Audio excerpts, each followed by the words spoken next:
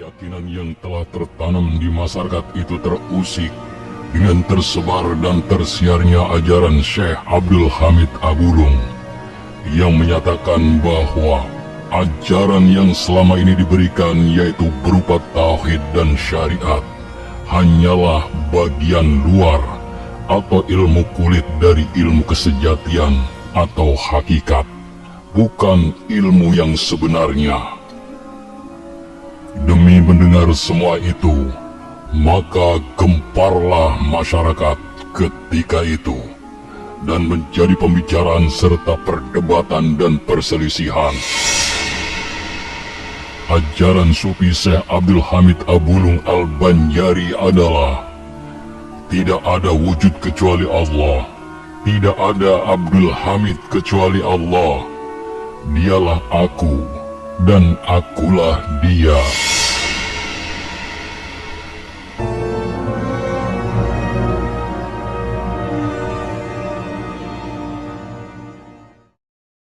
Untuk mengetahui kisah selengkapnya, silakan simak video ini sampai selesai. Bantu kami dengan cara klik tombol subscribe dan tombol lonceng agar Anda menjadi orang pertama yang mendapatkan notifikasi video terbaru dari kami secara gratis.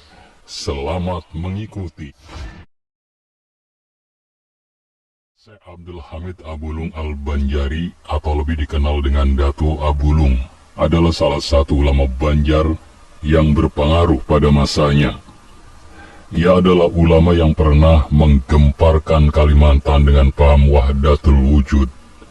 Ia dihukum mati oleh keputusan Sultan Tahmidillah atas pertimbangan Syekh Muhammad Arsyad Al-Banjari yang waktu itu menjabat sebagai mufti besar. Dalam sejarah pemikiran keagamaan di Kalimantan Selatan, pada abad ke-18 tersebutlah tiga tokoh yang ternama dan masyhur di tengah-tengah masyarakat waktu itu, yaitu Syekh Abdul Hamid yang dikenal dengan Datu Abulung, Syekh Muhammad Arsyad Al-Banjari yang dikenal dengan Datu Kalampayan. Kemudian yang ketiga, Syekh Muhammad Nafis bin Idris bin Al-Husain dikenal dengan Datu Nafis. Pada masa pemerintahan Sultan Syekh Abdul Hamid Muda dan Syekh Muhammad Arsyad Al-Banjari, keduanya sama-sama diberangkatkan ke Mekah Al-Mukarramah untuk menuntut ilmu agama. Tidak diketahui dengan jelas berapa lama dan kepada siapa saja serta ilmu apa saja yang beliau pelajari di tanah suci Mekah Al-Mukarramah tersebut. Saat kepulangan dari menuntut ilmu pun tidak diketahui pula kapan waktunya. Sepulang dari menuntut ilmu di tanah suci Mekah, Syekh Abdul Hamid Abulung mulai mengajarkan ilmu-ilmu yang sudah didapatnya dari guru-guru beliau di tanah suci Mekah Al-Mukarramah. Sampai sekarang belum ditemukan ahli sejarah yang menulis atau mencatat dengan jelas tentang riwayat hidup Syekh Abdul Hamid Abulung atau yang dikenal juga dengan sebutan Datu Abulung. Beliau disematkan gelar dengan Datu Abulung karena beliau tinggal dan dimakamkan di desa Abulung, Martapura. Namun cerita yang didapatkan tentang hal ihwal beliau ini hanya melalui penuturan atau cerita dari beberapa tokoh masyarakat yang didengar dari guru-guru atau orang-orang tua yang menceritakannya kembali secara turun-temurun. Tidak ada catatan ataupun cerita yang jelas tentang asal-usul Syekh Abdul Hamid, baik tentang tempat maupun tahun kelahiran, silsilah keturunan, baik dari pihak bapak maupun ibu, tempatnya dibesarkan, tempat tinggal, dan tempat majelis pengajiannya, guru-guru dalam menuntut ilmu, kitab-kitab yang dipelajari maupun yang diajarkan, serta murid-murid yang pernah menimba ilmu kepadanya. Menurut salah satu hikayat yang diperoleh bahwa Abdul Hamid Abulung adalah orang Buana atau seorang keturunan asli Banjar, namun tidak diketahui dengan jelas berasal dari kampung mana dan keturunan siapa. Hal ini disebabkan karena ia adalah orang yang berkelana. Konon dari kecil ia sudah meninggalkan kampung halaman dan orang tuanya untuk berkelana. Terhadap cerita masyhur dan tersebar di masyarakat sekarang bahwa Syekh Abdul Hamid Abulung adalah seorang yang mempunyai ilmu yang sangat tinggi di bidang ilmu tasyawuf dan ilmu hakikat. Sampai-sampai bagi orang awam yang belum menguasai tingkatan-tingkatan ilmu tauhid dan tasyawuf akan kebingungan mendengar penuturan-penuturan yang disampaikan dan dikeluarkannya. Bahkan sampai ada yang mengatakan bahwa ia mengajarkan sekaligus menyebarkan satu paham yang menyesatkan.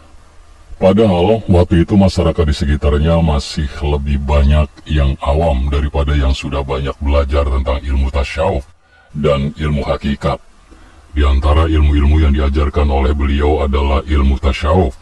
Namun, ilmu tasawuf yang diajarkan beliau kepada orang awam sangat berlainan pahamnya dari pelajaran ilmu tasawuf yang telah dikenal dan dipelajari masyarakat sebelumnya.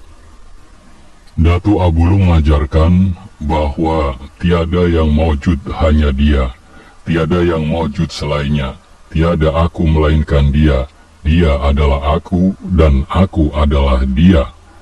Dalam pelajaran Syekh Abdul Hamid Abulung juga diajarkan bahwa syariat yang diajarkan selama ini adalah kulit, belum sampai kepada isi atau hakikat. Sedangkan pelajaran yang selama ini diyakini dan dipahami oleh masyarakat umum, yaitu tiada yang berhak dan patut disembah hanyalah Allah. Allah adalah Khalik dan selainnya adalah makhluk, tidak sekutu baginya. Ajaran inilah yang dikatakan Datu Abulung hanya kulit, belum sampai kepada isi dan hakikat. Ajaran Datu Abulung itu merupakan hasil pengaruh dari ajaran Abu Yazid al-Bustami, Husain bin Mansur al-Halaj, yang kemudian memasuki Indonesia melalui Syekh Hamzah Pansuri dan Syekh Samsudin di Sumatera dan Syekh Siti Jenar di Pulau Jawa. Menurut cerita, Abdul Hamid setibanya di Tanah Haram tidak berkumpul bersama para talabah atau penuntut ilmu lainnya untuk menuntut ilmu kepada para syekh yang menetap atau yang sesekali berziarah dan berhaji di negeri itu. Namun, ia berjalan dan terus berkelana serta mengembara untuk menemui pengajian-pengajian agama, majlis muzakarah, serta perkumpulan-perkumpulan orang. Dalam perjalanan itu, apabila bertemu dengan orang di suatu pengajian dan perkumpulan, ia akan bertanya kepada orang-orang tersebut, "Siapakah Tuhan Allah itu? Di manakah Tuhan Allah itu? Apa bedanya manusia dengan Tuhan Allah?" Pertanyaan inilah yang selalu ditanyakan oleh Abdul Hamid kepada siapa saja yang ditemukannya dimanapun ia berada. Tidak ada catatan tentang guru-guru atau orang-orang yang pernah Abdul Hamid temui untuk belajar atau bertanya tentang berbagai masalah agama, terutama tentang ilmu tasyawuf dan ilmu tauhid. Berbeda dengan Muhammad Arsyad dan Muhammad Nafis yang dalam berbagai catatan ataupun riwayat yang menyatakan bahwa mereka pernah belajar kepada beberapa ulama yang terkenal pada masa itu. Tidak diketahui dengan jelas berapa tahun Syekh Abdul Hamid tinggal di Tanah Haram untuk menuntut ilmu dan tidak diketahui pula tahun berapa ia kembali ke Tanah Banjar. Karena kedatangannya ke kampungnya itu tidak melapor ke kerajaan yang dulu mengirimnya untuk menuntut ilmu ke Tanah Haram bersama Syekh Muhammad Arsyad. Pada masa pemerintahan Sultan Tahmidillah, pengajian keagamaan semakin marak. Hal ini dikarenakan banyaknya pengajian-pengajian, acara umum di bidang keagamaan. Namun kebanyakan para ulama saat mengadakan pengajian yang sifatnya lebih banyak menekankan pada ketauhidan dan kesyariatan. Kesemarakan ini juga disebabkan adanya Syekh Abdul Hamid Abulung yang juga membuka pengajian. Namun pengajian Syekh Abdul Hamid Abulung memberikan pengajian yang lebih menekankan pada tasyawuf ketauhidan. Kebanyakan akidah masyarakat Banjar pada ketika itu adalah akidah Ahlussunnah wal Jamaah, seperti yang telah diajarkan dan ditanamkan oleh pengajar Islam Kerajaan Banjar yang pertama, yaitu Kiai Khatib Dayyan. Akidah ini telah berakar di dalam hati masyarakat Banjar. Namun keyakinan yang telah tertanam di masyarakat itu terusik dengan tersebar dan tersiarnya ajaran Syekh Abdul Hamid Abulung yang menyatakan bahwa ajaran yang selama ini diberikan, yaitu berupa tauhid dan syariat, hanyalah bagian luar atau ilmu kulit dari ilmu kesejatian atau hakikat, bukan ilmu yang sebenarnya. Demi mendengar semua itu, maka gemparlah masyarakat ketika itu dan menjadi pembicaraan serta perdebatan dan perselisihan, sebab mereka merasa bahwa ajaran tersebut sangat berbeda dan bertolak belakang dengan ajaran yang selama ini mereka terima, yang disampaikan oleh para ulama dan para juru dakwah sejak zaman Kiai Khatib Dayyan. Kegemparan masyarakat itu akhirnya sampai juga ke telinga Sultan Tahmidullah, dan ia segera bertukar pendapat dengan para ulama pada saat itu untuk mengadakan penyelidikan dan mendengar langsung kabar tentang ajaran yang disampaikan oleh Syekh Abdul Hamid. Maka Sultan memerintahkan agar Syekh Abdul Hamid Abulung dipanggil dan dihadirkan ke istana. Kemudian Sultan mengutus 2 orang pegawai istana untuk menemui Syekh Abdul Hamid Abulung di rumahnya dan mengajaknya ke istana atas perintah Sultan. Sesampai di rumah Syekh Abdul Hamid Abulung, kedua utusan istana mengetuk pintu seraya memberi salam. "Assalamualaikum," ucap kedua utusan istana. "Waalaikumsalam warahmatullahi wabarakatuh," jawab Syekh Abdul Hamid. "Mari silakan masuk dan silakan duduk," kata Syekh Abdul Hamid kepada kedua tamunya. "Terima kasih," jawab kedua utusan istana itu sambil masuk dan duduk di hadapan Syekh Abdul Hamid. "Ada keperluan apa kalian datang ke rumahku ini?" tanya Syekh Abdul Hamid. "Kami berdua diutus ke rumah Tuan Syekh Abdul Hamid untuk mengundang Tuan agar dapat hadir ke istana sekarang," kata kedua utusan Sultan menerangkan maksud kedatangan mereka itu. "Maaf saudaraku, di sini tidak ada yang bernama Abdul Hamid. Di sini hanya ada Tuhan," jawab Syekh Abdul Hamid dengan mantap dan penuh wibawa. "Jadi bagaimana ini? Apa yang harus kami katakan kepada Sultan?" tanya kedua utusan tadi dengan perasaan bingung. "Katakan saja kepada Sultan bahwa di rumah ini tidak ada Abdul Hamid, yang ada hanya ada Tuhan," ucap Abdul Hamid. "Baiklah kalau begitu, akan kami katakan kepada Sultan seperti apa yang Tuan sarankan," ujar kedua orang utusan istana itu sambil beranjak keluar dari rumah Syekh Abdul Hamid. Sesampai di istana, kedua orang utusan itu menyampaikan apa-apa yang mereka alami di rumah Syekh Abdul Hamid, dan mereka menyampaikan apa-apa yang dikatakannya, bahwa Syekh Abdul Hamid tidak ada dan yang ada hanya Tuhan. Mendengar jawaban tersebut, maka Sultan memerintahkan kedua orang utusannya kembali untuk memanggil dan mengundang Tuhan agar dapat berhadir ke istana.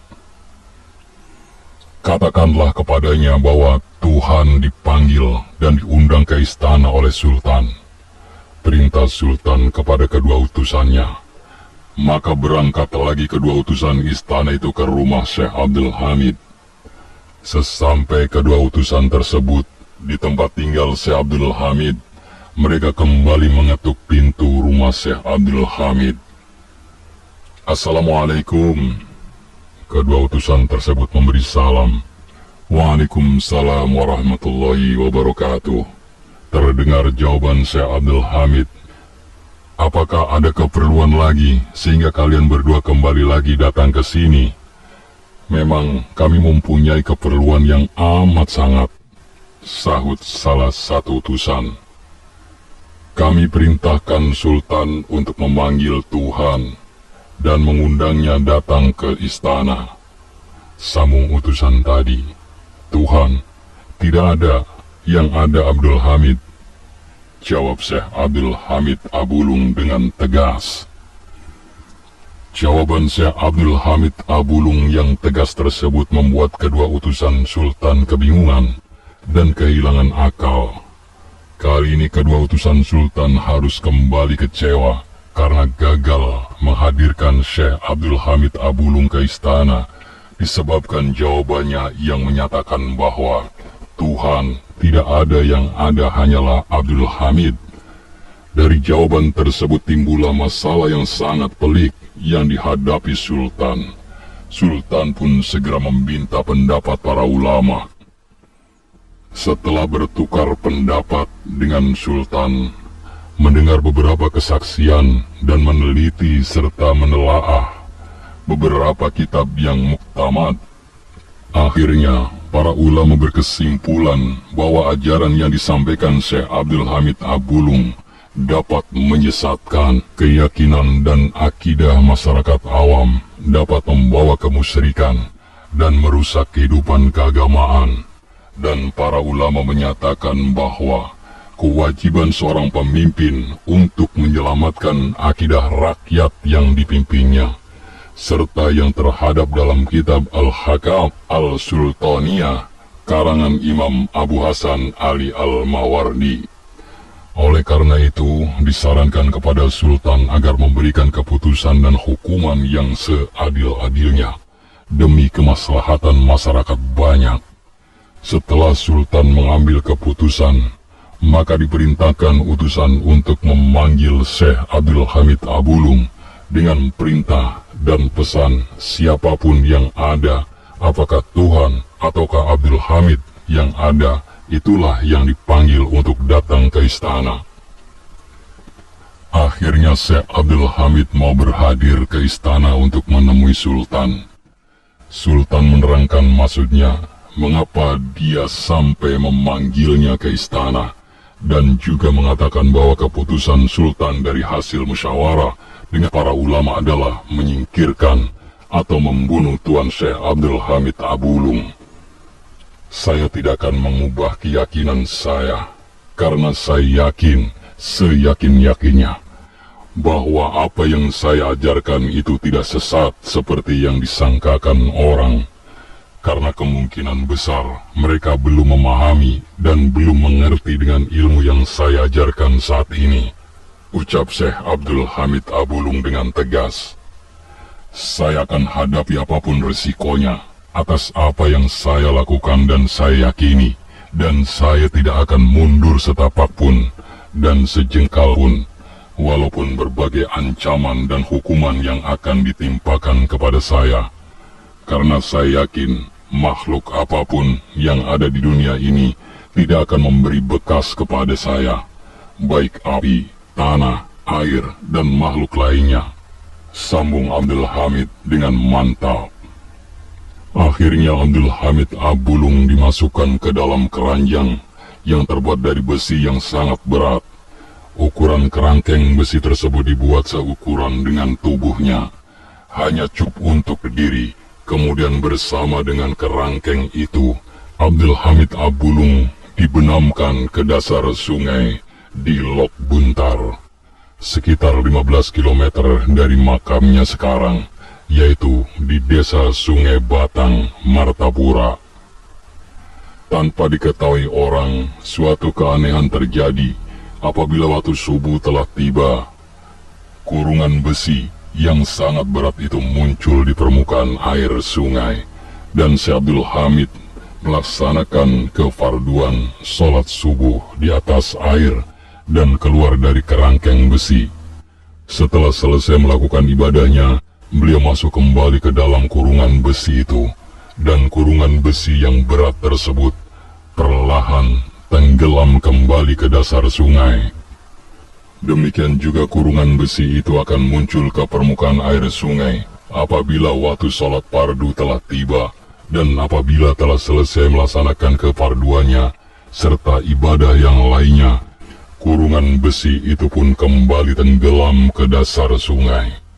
Pada suatu malam hari menjelang waktu subuh, 10 orang pencari ikan menjala di sekitar sungai tempat Syekh Abdul Hamid Abulung ditenggelamkan. Pada saat asik-asiknya mereka mencari ikan, samar-samar mereka mendengar suara azan. Perlahan-lahan mereka mendekati sumber suara azan tersebut. Dari kejauhan mereka melihat keganjilan dan keanehan yang terjadi pada diri Syekh Abdul Hamid Abulung. Sejak melihat keganjilan tersebut, mereka mengangkat beliau menjadi guru mereka. Dari beliau, mereka belajar berbagai ilmu pengetahuan agama Islam. Setelah direndam beberapa lama di air, Datuk Abulung tidak juga mati. Bahkan terjadi peristiwa ajaib, yaitu bila tiba waktu salat, beliau keluar dari kurungan dan melakukan salat di atas air. Peristiwa ini terjadi berulang-ulang. Maka Sultan memerintahkan punggawanya untuk mengangkat dan mengeluarkannya, kemudian membawanya ke istana untuk menemuinya.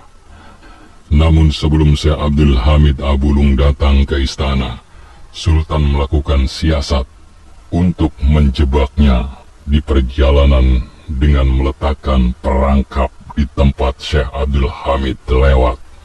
Kemudian Sultan memerintahkan punggawanya untuk membawa Syekh Abdul Hamid kembali ke istana.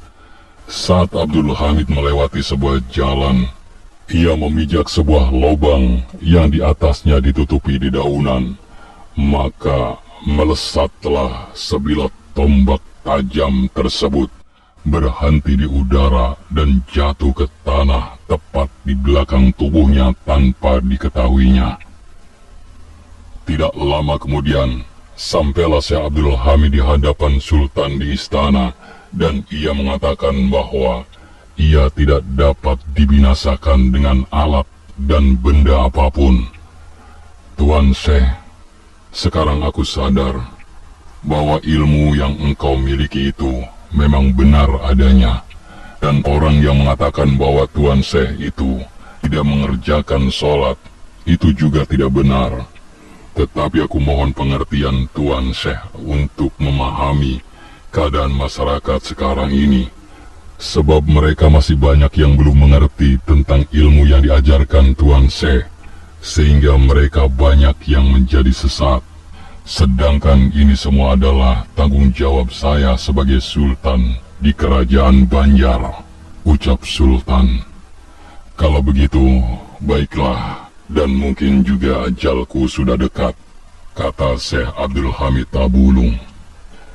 Saya sebagai Sultan dan mewakili seluruh rakyat di sini mengucapkan maaf dan ampun serta terima kasih yang setinggi-tingginya atas pengertian Tuan Syekh Abdul Hamid atas semua ini, ucap Sultan. Di hadapan Sultan, Datuk Abulung mengatakan bahwa beliau tidak dapat dibinasakan dengan alat apapun, dan jika raja ingin membinasakannya, haruslah dengan senjata yang berada di dinding rumah beliau dan menancapkan di dalam daerah lingkaran yang beliau tunjukkan di belikat beliau. Kemudian Sultan mendengarkan penjelasan Datuk Abulung. Maka raja memerintahkan kepada ajudannya untuk mengambil senjata yang telah disebutkan Datuk Abulung. Setelah mendapatkan senjata tersebut, ajudannya menyerahkannya kepada Sultan. Sebelum senjata itu ditusukkan ke tempat yang telah dikatakan oleh Datuk Abulung, beliau minta izin dulu untuk sholat sunnah 2 rakaat. Dan permintaan itu dikabulkan oleh Sultan. Setelah Datuk Abulung sholat 2 rakaat, senjata tersebut ditusukkan di tempat yang sudah beliau tunjukkan. Maka memancarlah darah segar dari situ. Namun yang sangat aneh dan mengagumkan adalah bahwa dari ceceran darah segar tersebut bergerak perlahan-lahan dan membentuk sebuah tulisan. Tulisan tersebut secara perlahan-lahan pula menjadi sebuah kalimat, La ilaha illallah Muhammadur Rasulullah.